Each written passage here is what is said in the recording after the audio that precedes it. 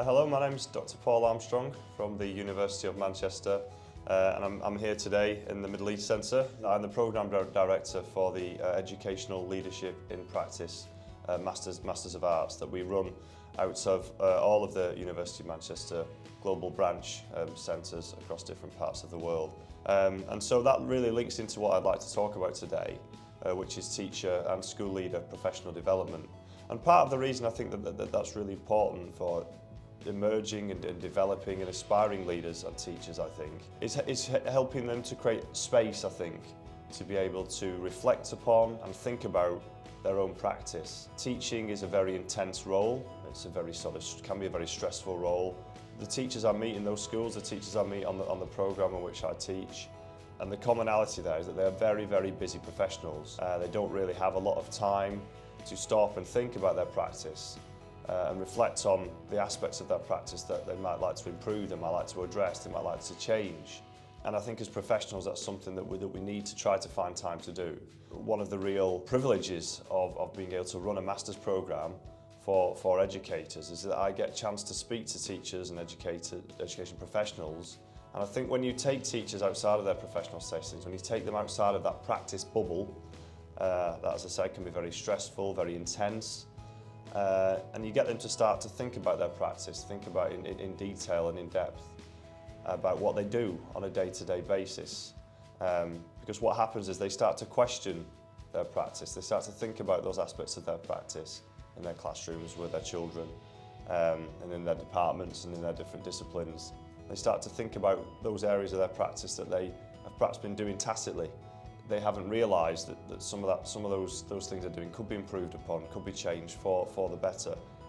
They may meet colleagues on the same programme who are working in similar contexts.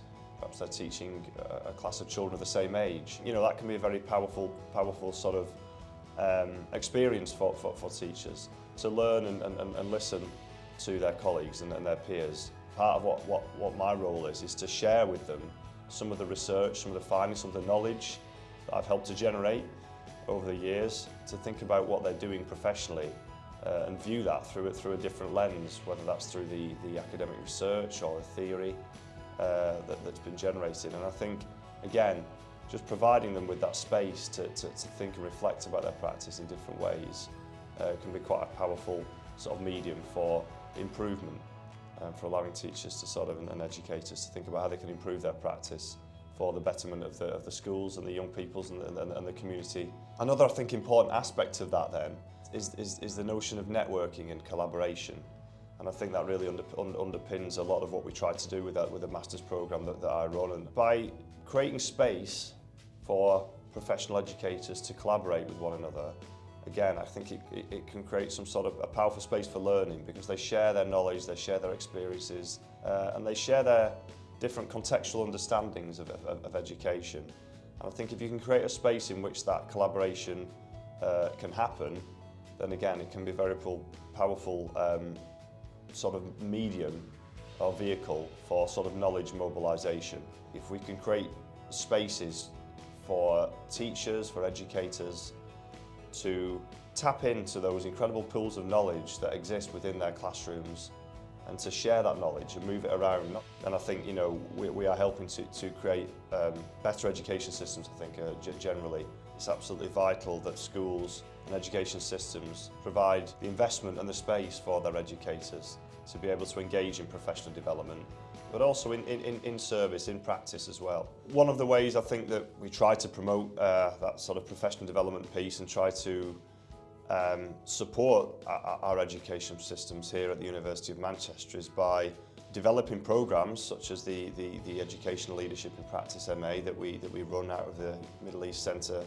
Is reflective of the approach that we have to education at the University of Manchester. It's informed by cutting-edge research into educational leadership and to teaching, undertaken by world-leading academics in that area of the field. It's a real privilege to work in Dubai in particular. It's a real melting pot of cultures and a real diversity and richness of experience because of the diversity of the population here. And I think that's reflected in the teaching population. And I think if we can help Dubai and the UAE to capitalise on that diversity of experience within the teaching population, then it can only be for to the betterment of the education system here in the Middle East.